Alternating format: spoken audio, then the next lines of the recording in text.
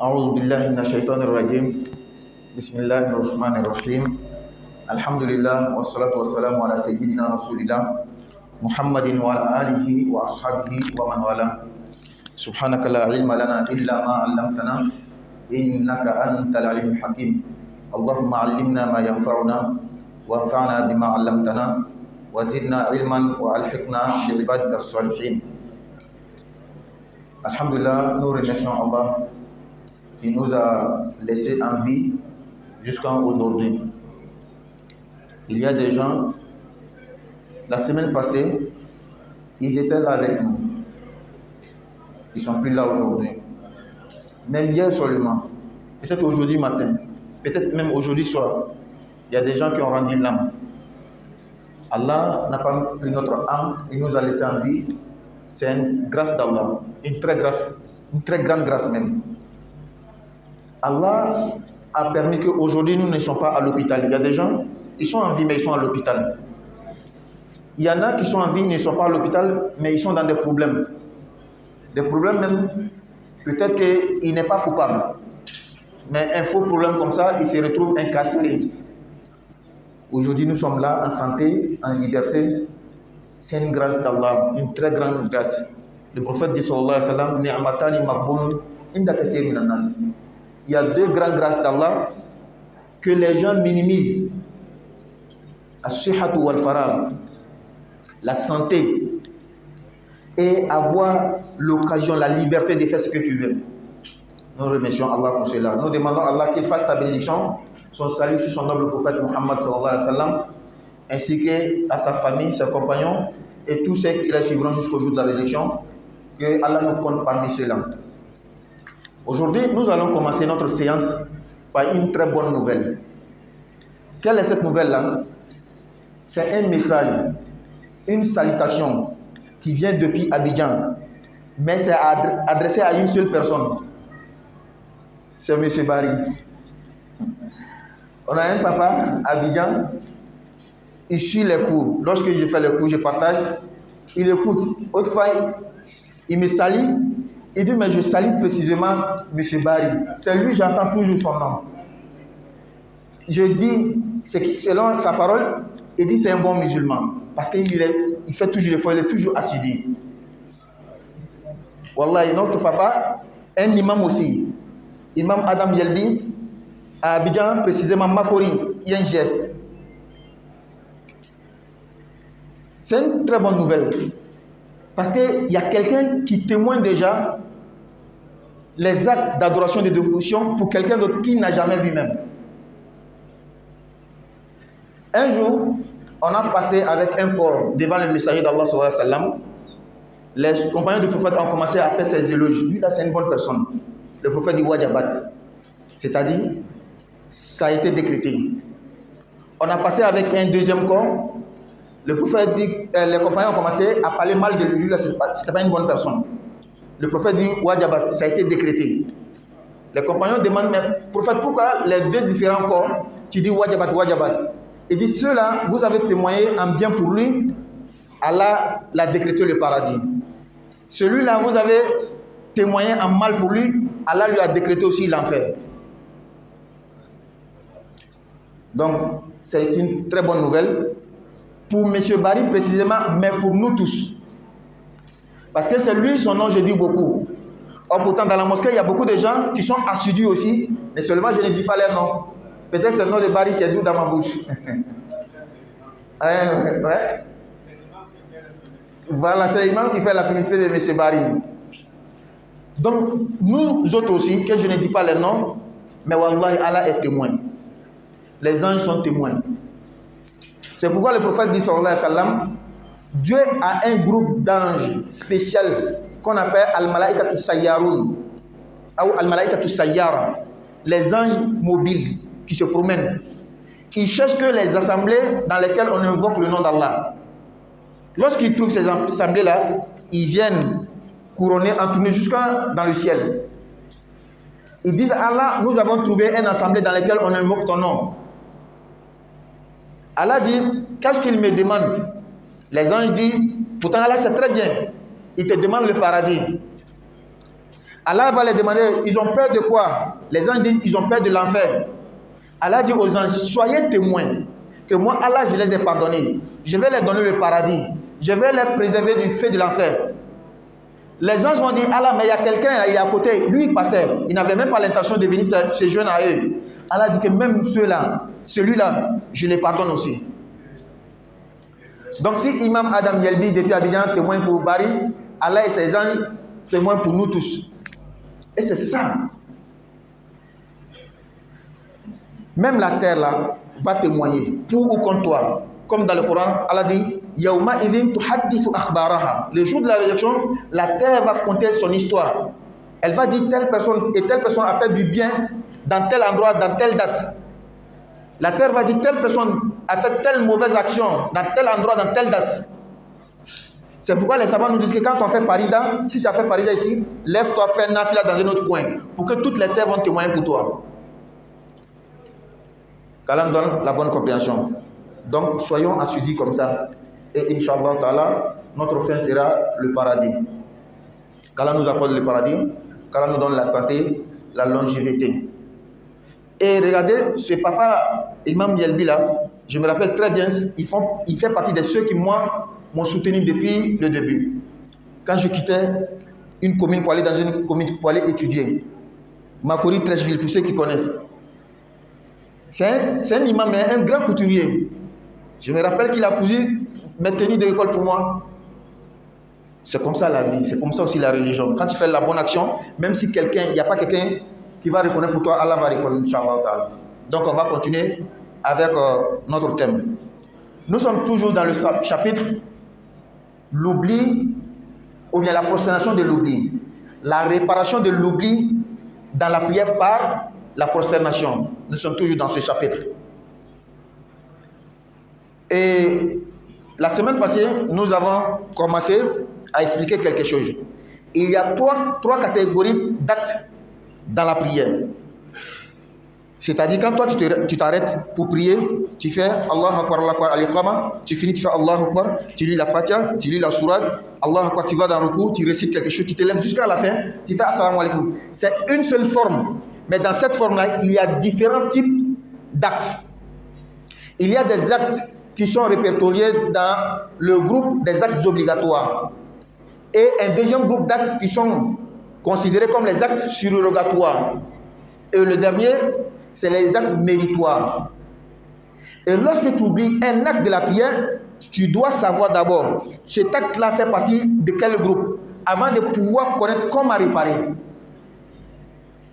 Et la semaine passée, nous avons dit, comme l'auteur Cheikh Abdurrahman Al-Akhdari nous dit, وَمَنْ نَقَصَ فَرِيضَةً فَلَا يُجْزِهِ السُّجُودُ عَنْهَا. Celui qui diminue un acte de la prière considéré comme un acte obligatoire, la prosternation ne peut pas compenser ce manquement. Parce que la prosternation de l'oubli là, c'est un acte surrogatoire. L'acte que tu as manqué, c'est un acte obligatoire. Comment l'acte surrogatoire peut compenser l'acte obligatoire? Non, ça ne peut pas. Il faut obligatoirement bien faire ou bien faire, parce que tu n'avais pas fait. Il faut obligatoirement faire l'acte manqué. On avait expliqué. Deuxièmement, le troisième groupe d'actes dans la prière, les actes méritoires, tels que Subhana Rabbi al-Azim. C'est un acte méritoire. Lorsqu'on oublie ce genre d'acte, on ne répare pas du tout. Parce que la prosternation de l'oubli, c'est un acte surrogatoire. Ce que tu as oublié, c'est un acte méritoire. Il est plus lourd par rapport à l'acte que tu as oublié. Donc, il n'y a pas lieu même de réparer. On laisse comme ça. Et si tu t'entêtes à réparer cet acte que tu as oublié, qui est un acte méritoire, si c'est Qabla Salam, ta prière est annulée, c'est gâté. Par exemple, quelqu'un qui a oublié de faire, après le premier takbir, Allahu Akbar, on récite la doua de l'ouverture, doua al-Sifta al-Salam. Subhanakallahumma wa bihamdika wa tabaraka asmuka wa ta'ala jadduka wa la ilaha ghayruk. Quelqu'un qui a oublié cette doua, et même les malikites ne prononcent pas cette doua. Quand ils font Allahu Akbar, directement ils commencent Alhamdulillah. Donc toi, tu n'es pas malikite, tu fais cette doua chaque jour. Un jour, tu as oublié, et à cause de ça, tu as fait 2 sujoud pour réparer ta prière. Si c'est 2 sujoud avant de faire salam alaykoum, ta prière est gâtée. On dit ce n'est pas la peine de réparer cet oubli. Qu'Allah donne la bonne compréhension. Voici les dernières choses que nous avons expliquées. Et nous continuons. Wala yakunu sujudul qabliyu illa li tarki sunnatayn fa akthar.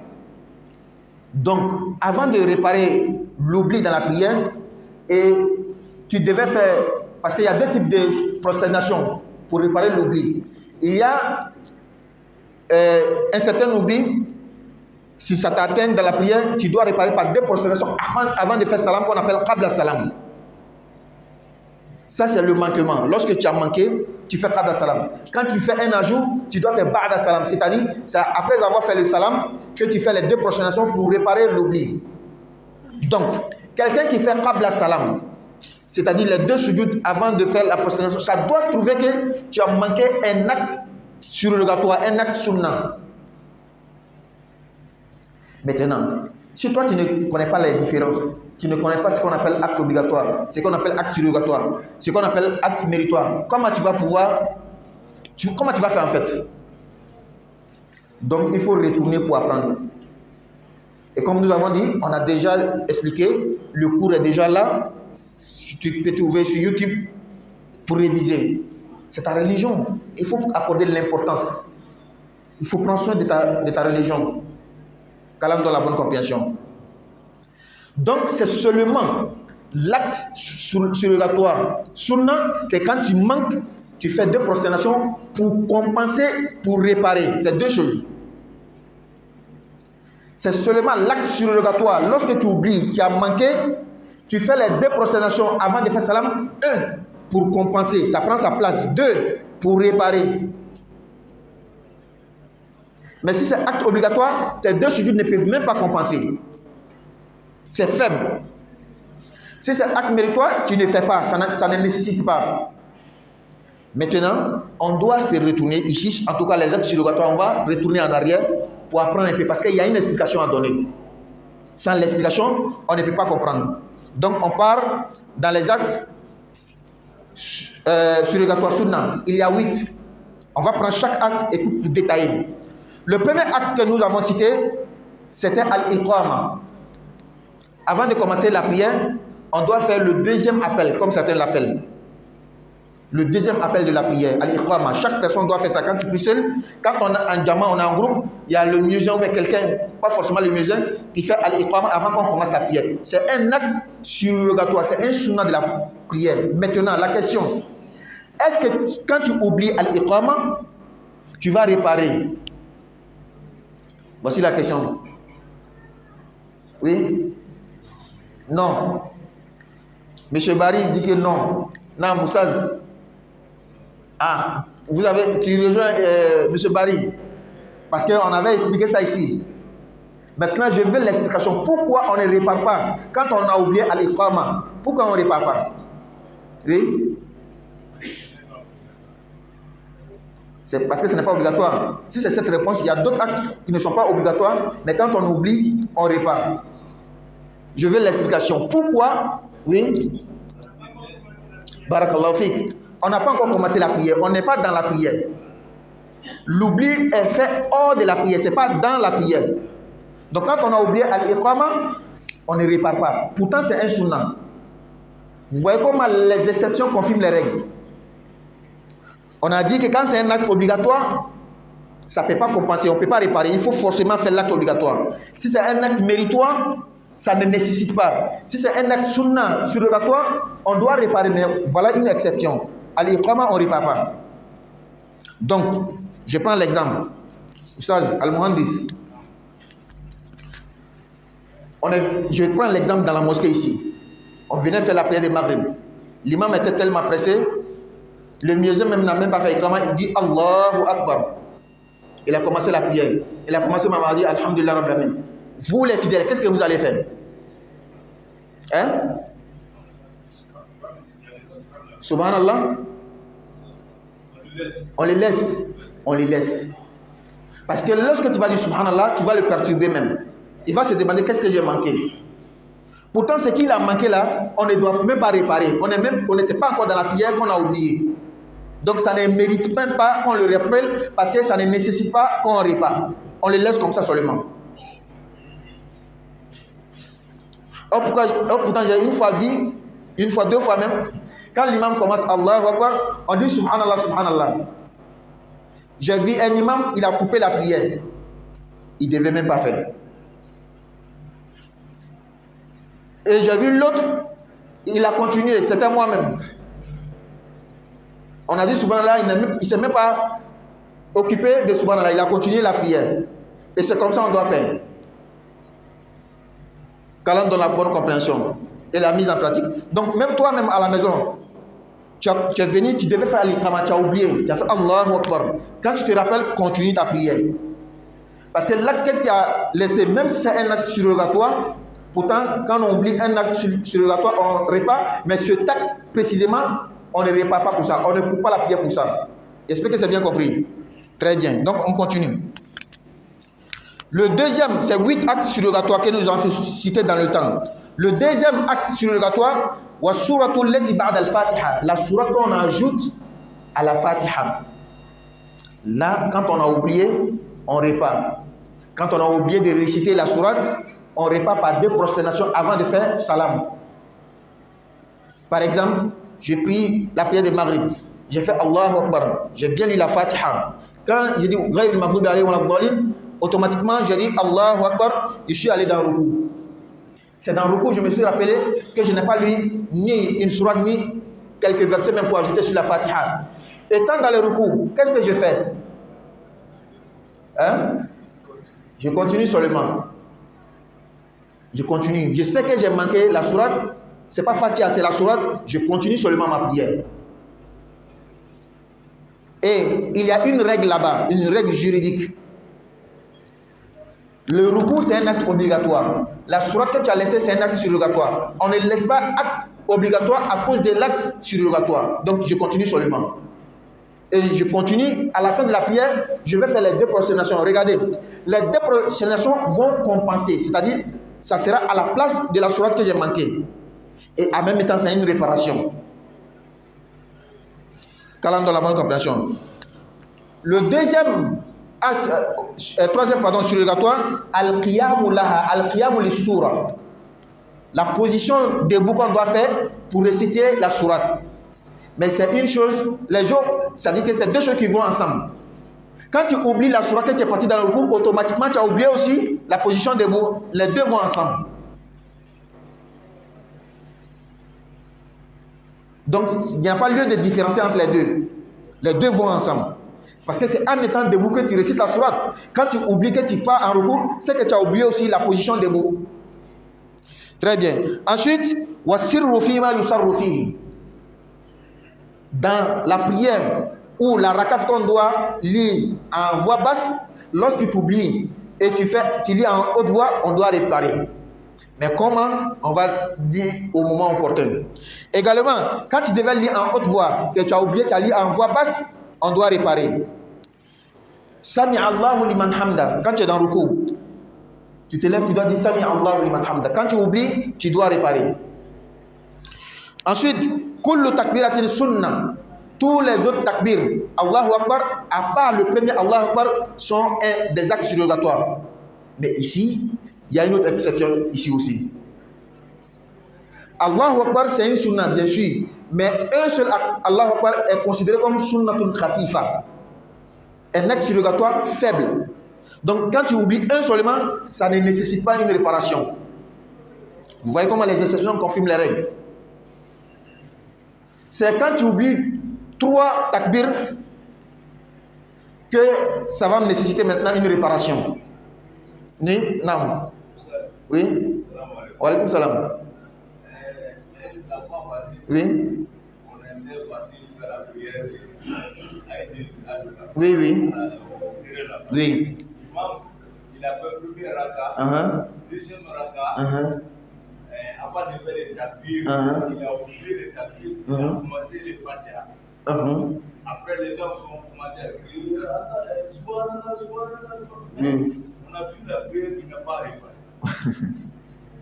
D'accord. On va laisser l'exemple et je vais donner la règle. Avec la règle, tu appliques là où tu veux et tu seras dans la juste mesure. Donc quand on oublie un Allah Akbar, on ne fait pas de réparation. 2, on ne va pas faire. 3, on va faire. N'est-ce pas? Donc, dans la prière de Eid al-Adha, il y a 7 takbir dans le premier raka et 6 dans le deuxième. On ne va pas donner l'exemple, on va partir comme ça.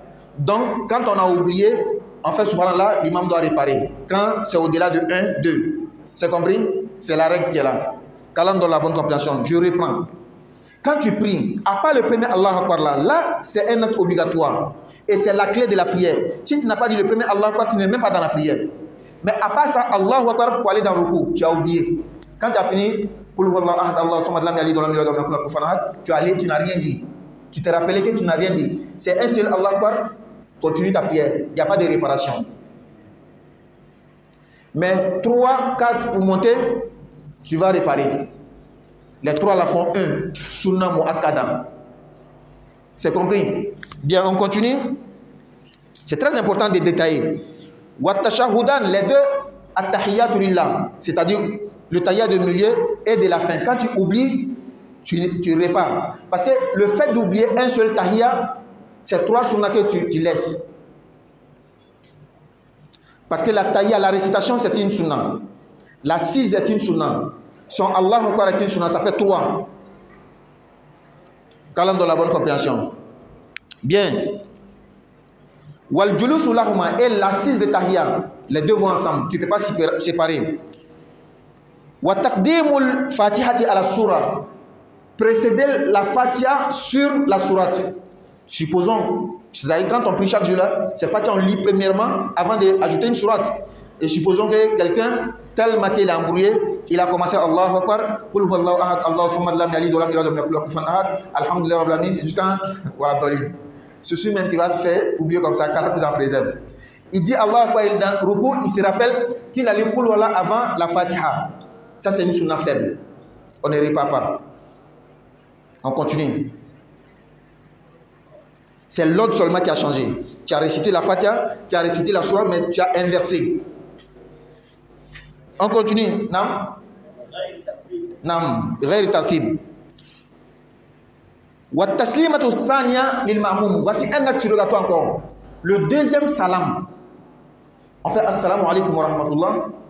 Assalamu alaikum wa rahmatullah. Le deuxième, c'est un acte surrogatoire, mais faible. Quand on oublie, on ne répare pas. Parce que quand tu fais le premier salam, Allah Akbar, tu as déjà quitté la prière. Le deuxième que tu fais, c'est hors de la prière. Donc, c'est comme le iqama. Tu n'es pas encore dans la prière, tu ne répares pas. Le deuxième salam, tu es déjà hors de la prière, tu ne répares pas. Ensuite, wal jahru bit taslimatil wajiba. Quand tu fais le premier salam là, tu dois dire en haute voix assalamu alaikum. Il y a deux types, il y a deux grandes écoles. Quand tu pries dans une mosquée malikite, qui suit le rite malikite, tu vas voir l'imam va dire assalamu alaikum. Il dit les deux, hein. C'est pas comme il dit pas les deux, mais c'est le premier là, il dit en haute voix. Le deuxième, il dit en voix basse. Il y a des gens qui pensent qu'il ne dit pas. Il dit mais en voix basse. Parce que al-jahru bit taslimatil ula al-wajiba. Idan at-taslimatu thaniya takunu khafiyya. Ula wajib. Le fait de dire premier salam assalamu alaykum wa rahmatullah, c'est obligatoire. Mais le fait de dire en haute voix, c'est sunnah. Donc celui qui a oublié, il n'a pas fait en haute voix, il a fait en voix basse, il a laissé une sunnah, mais ça ne nécessite pas une réparation. Le fait de dire salam seulement, tu es déjà quitté dans la prière, mais tu devais dire en haute voix. Ça ne gaspille pas. Je reprends. Tu as dit, mais tu n'as pas dit seulement en haute voix. Voilà. Donc les deux choses là sont différentes. Le fait de dire assalamu alaikum, là c'est obligatoire. Si tu ne dis pas, ta prière n'est pas bonne. C'est gaspillé. Mais le fait de dire en haute voix, c'est ce qui est sunnah. C'est comme quand tu lis la Fatiha dans la prière. Maghrib, Raka'oula. Tu as lu la Fatiha, mais tu as lu en voix basse. Est-ce que tu n'as pas lu la Fatiha? Tu as lu. Donc l'acte obligatoire, tu as fait. Mais seulement tu as lu en voix basse, c'est ce qui a manqué. Donc, après cela, was-salatu ala nabi. La salat ibrahimiyya dans la dernière rakat. Allahumma salli ala Muhammad wa ala Muhammad kama sallaita ala Ibrahim. Dans le rite maliki, c'est sunnah. Sunnat mu'akkada. Mais il y a ikhtilaf même chez les malikites. Il y en a qui disent que quand tu oublies, il n'y a pas de problème, tu ne répares pas. Mais moi, je suis avec ceux qui disent qu'on doit réparer. Parce que quand tu vois la preuve qui soutient la salat sur le prophète, c'est un peu dur. Lorsqu'Allah dit Inna Allah wa malaikatahu yusalluna ala nabi ya ayyuhallazina amanu sallu, c'est un verbe à l'impératif. C'est un ordre qu'Allah donne. Donc moi, j'ai peur que quand tu laisses l'ordre là, est-ce que... Donc, j'ai dit qu'il y a divergence, même chez les malikites, mais je soutiens la position qui dit que tu dois réparer.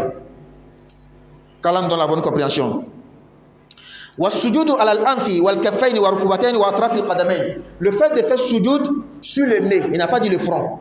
Parce que le sujoud sur le front, ça c'est obligatoire. Si tu ne le fais pas, ta pierre est gaspillée. Tu as manqué un acte obligatoire. C'est-à-dire quand tu vois quelqu'un, il fait sa tête comme ça, le front n'a pas touché la terre, dis-toi qu'il n'a pas fait le sujoud. Mais quand tu dois bien faire le sujoud, le front et le nez doivent être en bas, les paumes, les genoux et les orteils. Maintenant, tu as vu quelqu'un, il est en train de prier, il a mis le front à terre, mais il a mis les bras sur le dos. Pourtant, le prophète dit de mettre les paumes en bas. Ou bien il a enlevé le front en bas, il a enlevé les mains. Ou bien le front est en bas, mais les pieds, les orteils, il a enlevé. Est-ce que sa prière est bonne? Hein? C'est bon. Vous avez dit c'est pas bon. Qui a dit c'est pas bon encore? C'est pas bon? Hein? La prière est bonne. Il y a divergence entre les savants. On va trancher. La prière est bonne. Parce que la seule condition, c'est que c'est le front qui doit être à terre pour que l'acte obligatoire soit accompli. Les autres accompagnent l'acte obligatoire. Les autres sont des sunnah. Expliquez que c'est compris. Qu'Allah donne la bonne compréhension. Donc quand tu vois quelqu'un prie, puis il a levé les orteils là, il ne faut pas dire toi ta prière est gâtée. Un juriste, al-faqih, un juriste musulman, il ne travaille pas avec sentiment, il travaille avec les preuves. Telle preuve montre que c'est gâté, il dit c'est gâté. Telle preuve ne montre pas que c'est gâté, gaspillé, il n'a pas le droit, il n'a même pas le cœur de dire. C'est pourquoi nos savants, wallahi, ils avaient la crainte d'Allah. Ulama, lorsqu'il n'a pas de preuve irréfutable, il ne dit pas que ça c'est haram. Lorsqu'il n'a pas de preuve pour dire que ça c'est halal, haram ou bien halal, il ne dit pas. Il a peur. Parce que Cheikh Al-Qaradawi nous dit que at-tahlilu wa at-tahrimu haqqullahi wahda. Dit que ça là c'est licite, c'est permis. Dit que ça c'est interdit, c'est Allah seul qui a ce droit là. Deuxièmement, at-tahlilu ou tahlilu al-haram wa at-tahrimu al-halal qarinu shirk. Quelque chose, Allah dit que c'est interdit, toi tu dis que c'est permis. Ou bien Allah dit que quelque chose est permis, toi tu dis que c'est interdit, c'est l'associationnisme que tu es en train de faire. Qu'Allah donne la bonne compréhension. Bien. Nam, M. Barry. Oui. Il y a 7 endroits qui doivent toucher le sol. Très bien.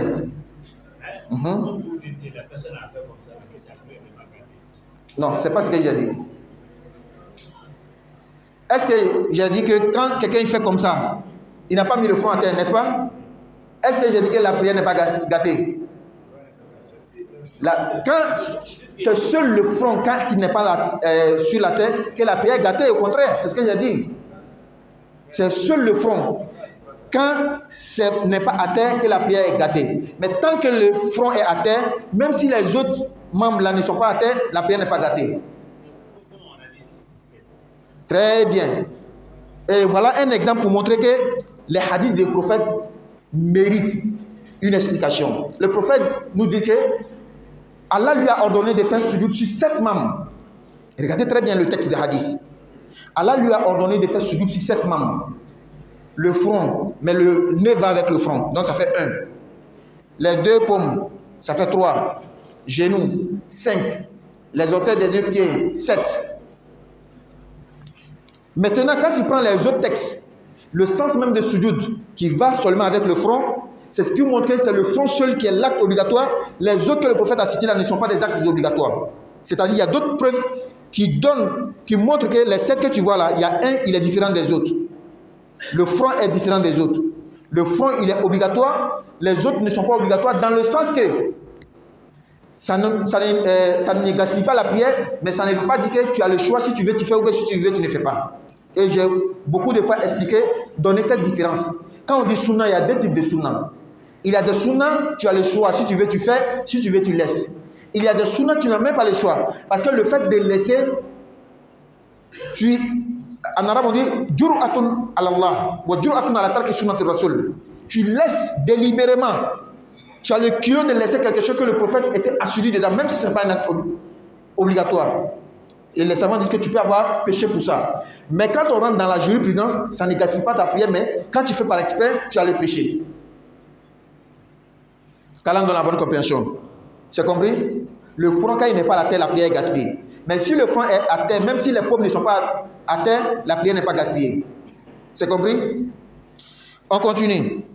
Donc les 7 membres là, c'est le front qui est obligatoire, les autres sont surrogatoires. Ensuite, lorsque tu pries, tu es imam ou bien tu pries seul, tu dois mettre quelque chose devant toi. Pour ne pas que quelqu'un passe devant toi. Ça, c'est un acte surrogatoire. Est-ce que quand tu ne mets pas ça nécessite une réparation? Non. Voici les 8 actes surrogatoires, mais avec les détails. L'iqama, quand on oublie, on ne répare pas. Le deuxième salam, quand on oublie, on ne répare pas. Un seul Allahu Akbar ne mérite pas réparation. La prosternation sur les autres membres, à l'exception du front, on ne fait pas de réparation pour ça. Quand on doit mettre quelque chose devant qu'on n'a pas mis, on ne répare pas la prière pour ça. Voici les détails. Nam. Pardon? Oui, oui. Oui.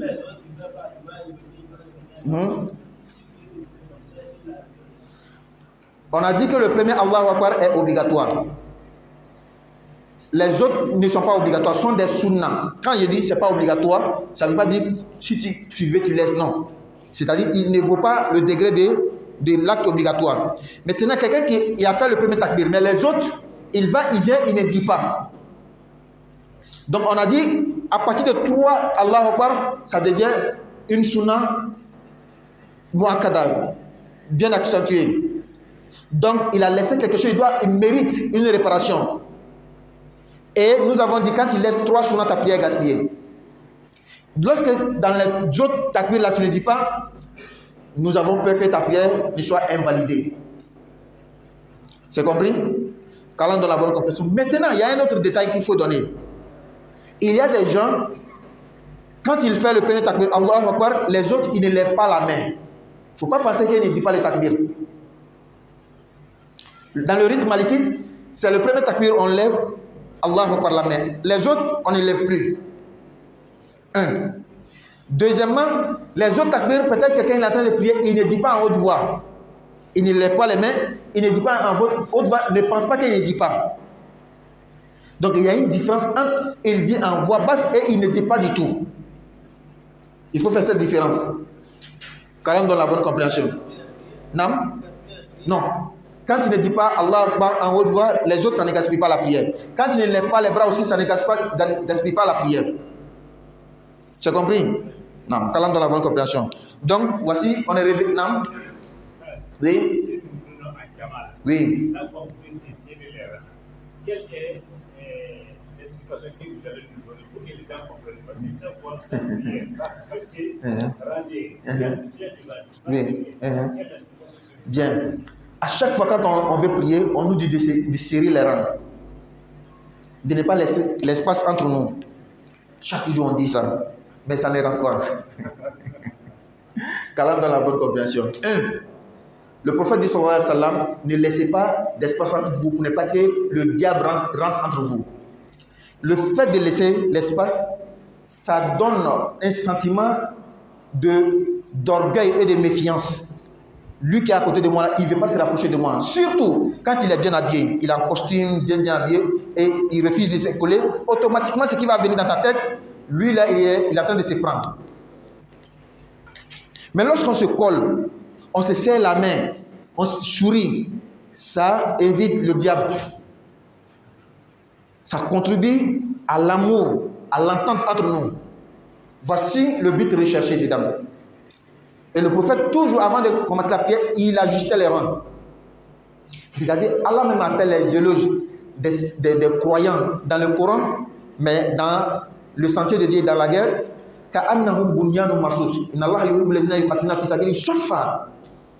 Allah aime ceux qui combattent dans son sentier en rang tellement bien serré comme un mur. Quand tu fais un mur, les briques, et que tu n'as pas rapproché les briques, est-ce que le mur sera bon? Même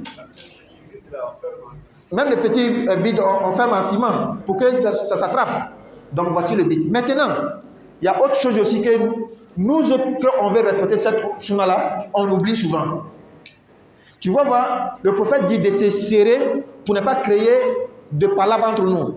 Si quelqu'un refuse de serrer, qu'est-ce que toi tu dois faire? Si toi tu appuies la sunna, ça va mener quoi? Palabre. Qu'est-ce que tu dois faire? Tu dois éviter palabre en laissant cette sunna-là. Mais certains parmi nous ne comprennent pas ça. Lui, il préfère respecter la sunna, même si ça va devenir palabre.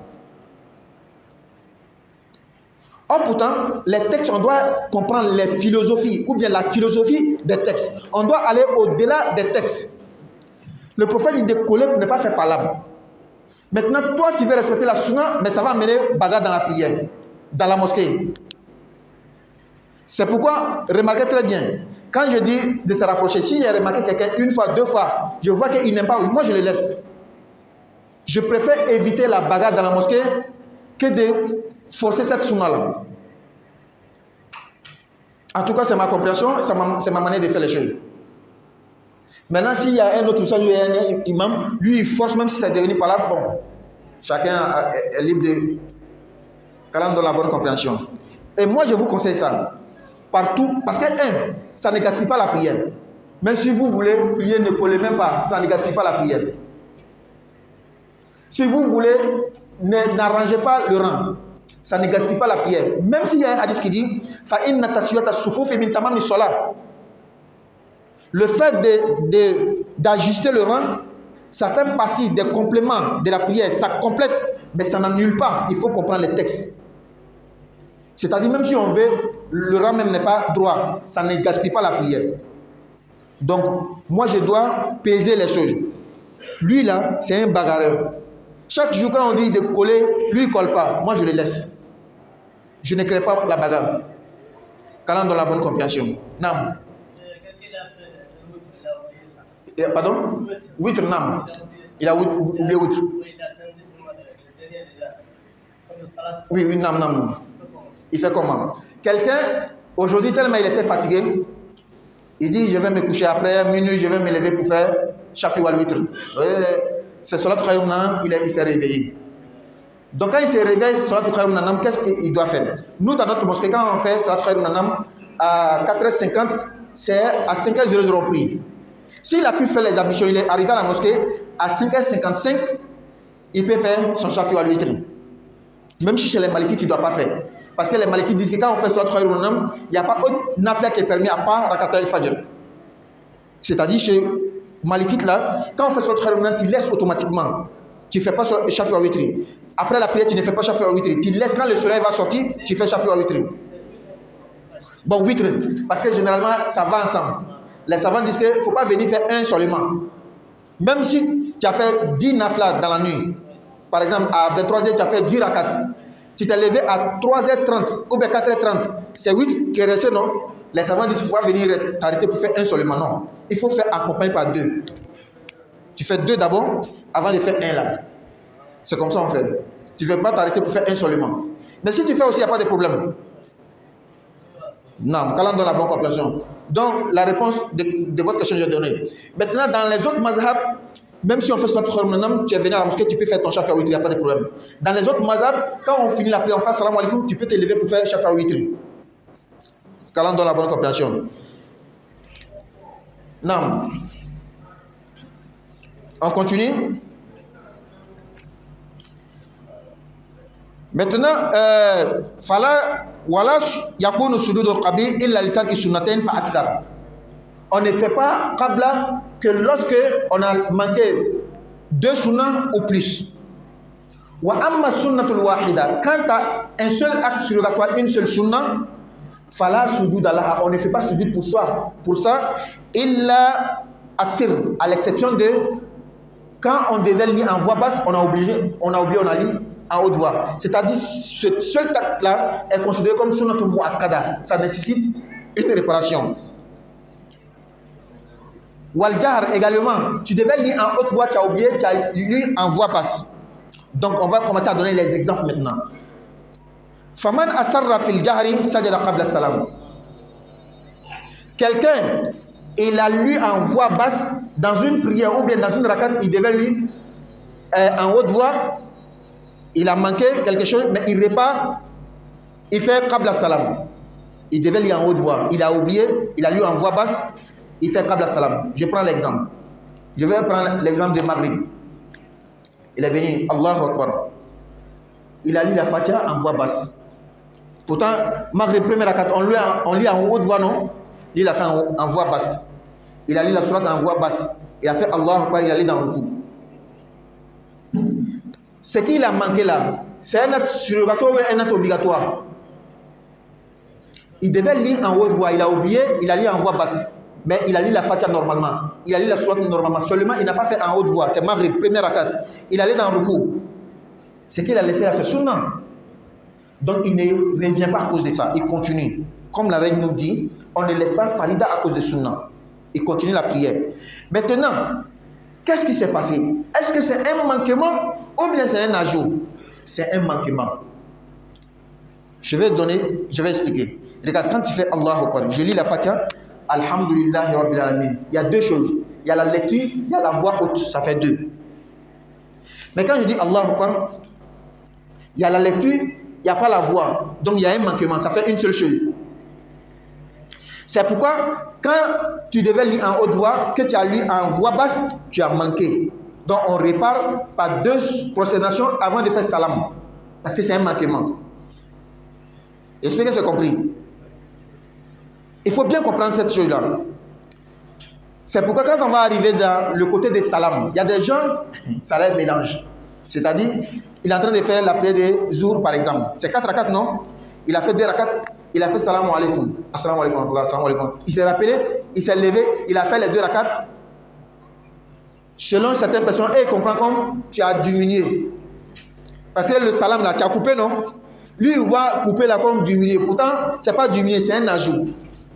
Pourquoi? Parce que la définition de la prière chez les savants, as-salatu aqwalun wa af'alun tabtadi'u bi takbiratil ihram wa tantahi bis salam. La définition de la prière est que la prière, ce sont des paroles, des actes qui débutent par le premier takbir et qui se terminent par le dernier salam. Ce qui veut dire que ces paroles et ces actes-là sont comptés et bien ordonnés. Dans la prière, il y a combien de salams? Un seul salam qu'on fait, c'est-à-dire à la fin. Maintenant, quand toi tu as fait salam au milieu là, ça fait combien de salam? 2 salams. Tu as ajouté ou tu n'as pas ajouté? Tu as ajouté. Calam dans la bonne compréhension. Donc je reviens à notre question. Tu es en train de prier, tu devais lire en haute voix. Tu as oublié, tu as lu en voix basse, tu as diminué. Tu as laissé le son. Donc c'est un manquement. Tu répares par 2 sujoud avant de faire salam, qabla salam. Bien. Ensuite, waman jahara fi sirri sajada ba'da salam. Quelqu'un il est en train de prier jour. Il a fait Allahu Akbar, il a lu la Fatiha en haute voix. Surat en haute voix. Il a fait Allahu Akbar, il est allé dans Rukun. Il s'est rappelé que je suis dans jour et puis moi j'ai lu en haute voix. Il a ajouté ou il a diminué selon ce que je viens d'expliquer. Il a ajouté parce qu'il a lu. Mais il a ajouté le son, la voix, ça fait 2 choses. Pourtant, il devait faire une seule chose, la lecture simple. C'est pourquoi à la fin, il va faire Ba'da Salam. Nam, c'est compris? Nam.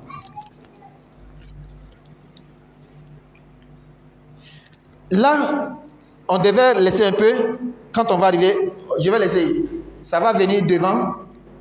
Si tu as commencé la Fatiha et puis tu t'es rappelé, par exemple, tu es dans un jour, tu as fait Allah Akbar. Quand tu dis Alhamdulillahi Rabbil Alamin, tu t'es rappelé que tu es dans un jour, tu as lu le reste en voix basse. Ou bien tu es dans Maghrib, tu as dit Allah Akbar. Et tu t'es rappelé. Et puis tu as repris. Comment on va réparer? Ça vient. On va laisser au moment opportun et ça sera chic. Qu'Allah donne la bonne compréhension.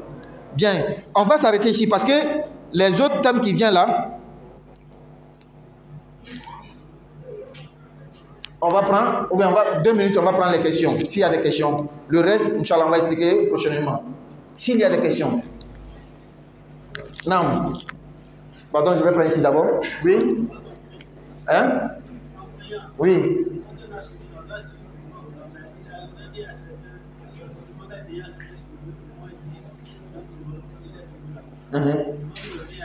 Oui. Taya. Oui. Bien, je viens.